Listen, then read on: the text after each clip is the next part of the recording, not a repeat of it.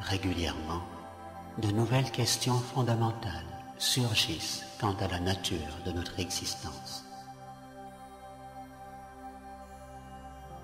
La réincarnation explique certains mystères. Comment certains enfants peuvent-ils naître avec des capacités extraordinaires? Comment expliquer l'étrange sentiment de connaître profondément une personne que nous rencontrons pourtant pour la première fois?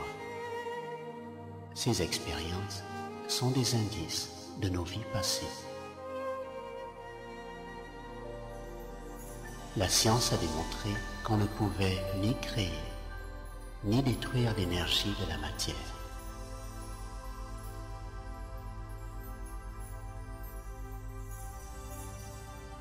L'âme est une énergie spirituelle, indestructible.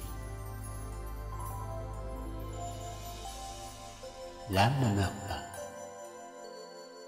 mais adopte une forme différente d'une vie à l'autre.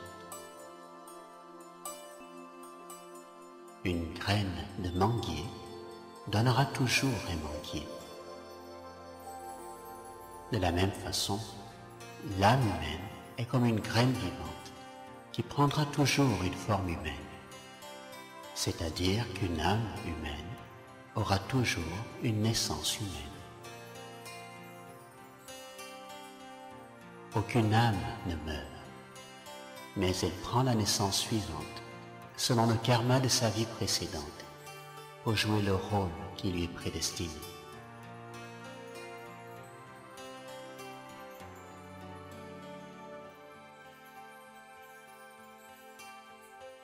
Le concept de la réincarnation distingue l'âme du rôle, ce qui permet de se détacher des situations immédiates ou de rester imperturbable quant aux événements du passé. Quand nous voyons la vie comme un film, nous nous libérons des contraintes illusoires et des peurs. Rappelez-vous que personne n'a jamais cessé d'exister et ne cessera jamais d'exister. Nous continuons de jouer nos rôles d'un costume physique à l'autre.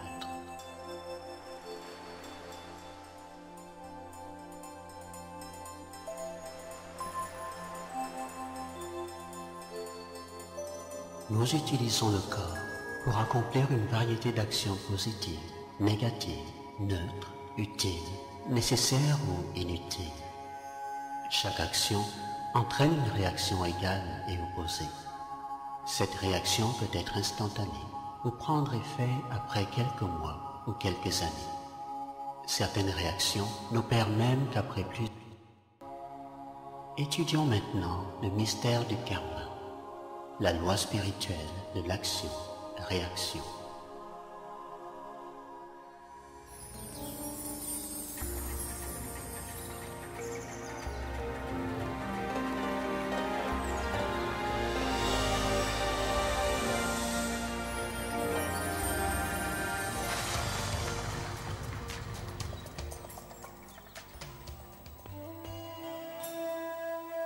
De nos jours, les gens blâment souvent les autres pour leur propre infortune.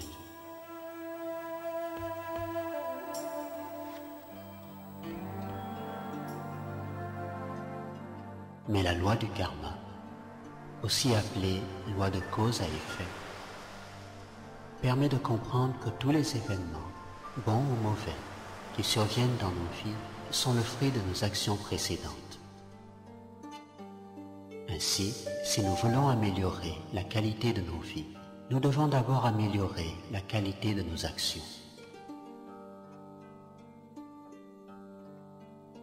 Dans le domaine de la science, la troisième loi de Newton stipule que chaque action provoque une réaction égale et opposée. Le christianisme nous rappelle que l'on récolte ce que l'on sème.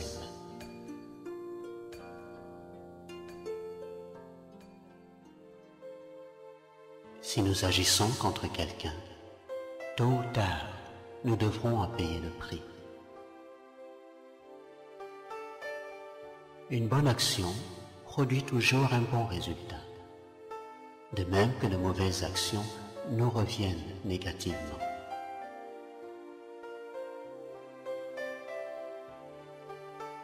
Pour bien comprendre la loi du karma, nous devons aussi tenir compte de la réincarnation.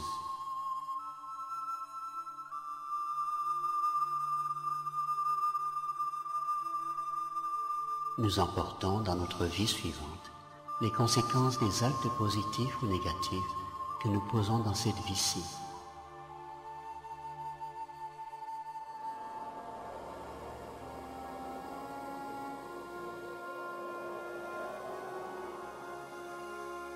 Lorsqu'on comprend parfaitement les lois de cause à effet, on ne blâme plus personne pour les situations ou les circonstances de la vie. Nous devons humblement accepter qu'elles résultent de nos propres erreurs.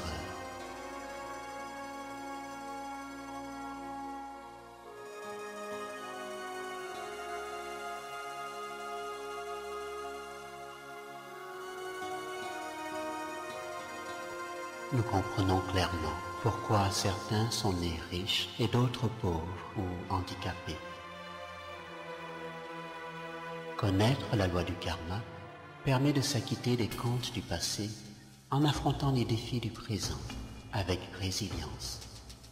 En même temps, nous sommes incités à poser des actions positives afin de s'assurer un meilleur futur. Nous récolterons dans le futur le fruit de toutes nos actions présentes.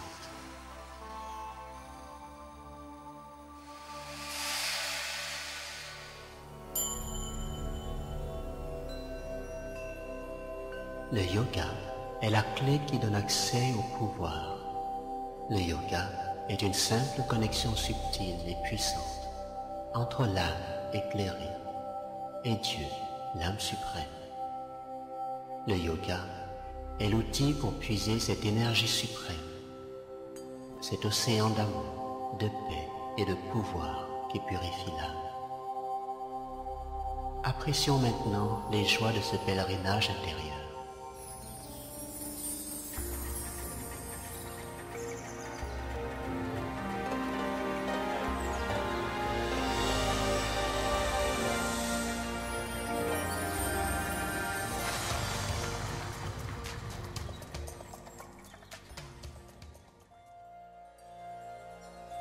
Le yoga est l'expérience de la connaissance pure et véritable. Je suis un point subtil et invisible de lumière divine, une âme. Mon Père, le Père de l'âme, est aussi un point lumineux comme moi, mais il est le suprême et il baigne éternellement dans la félicité. La communion mentale entre l'âme et Dieu, l'âme suprême,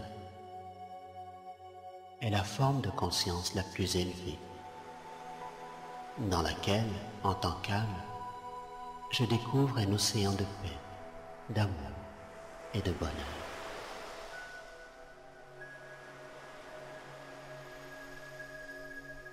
Le terme yoga peut faire penser à des exercices très ardus. Il n'en est rien. Le véritable sens du mot yoga est souvenir.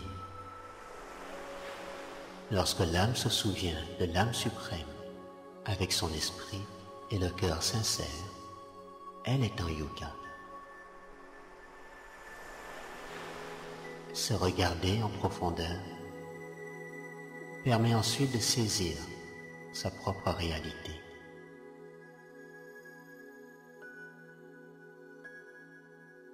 Le souvenir du silence rafraîchissant de Dieu et de notre résidence originelle est ravivé.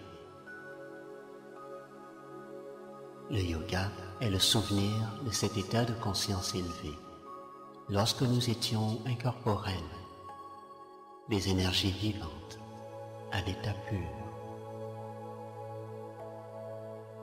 Même en vivant dans le corps, on peut raviver la mémoire de cette expérience.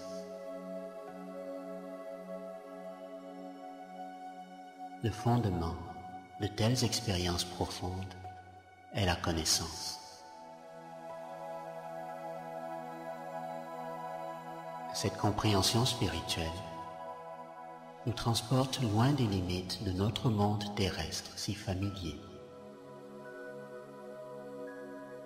Nous avons tous un droit à la paix et au bonheur.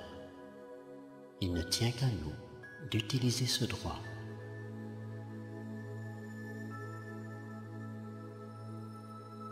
Par l'exercice de la méditation du Raja Yoga, nous pouvons recouvrer nos pouvoirs et nos qualités longtemps perdus.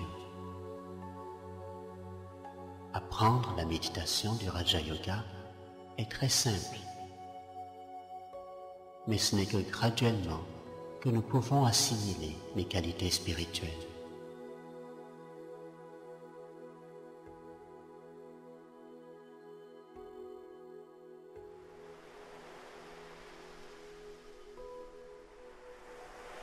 Merci de votre attention.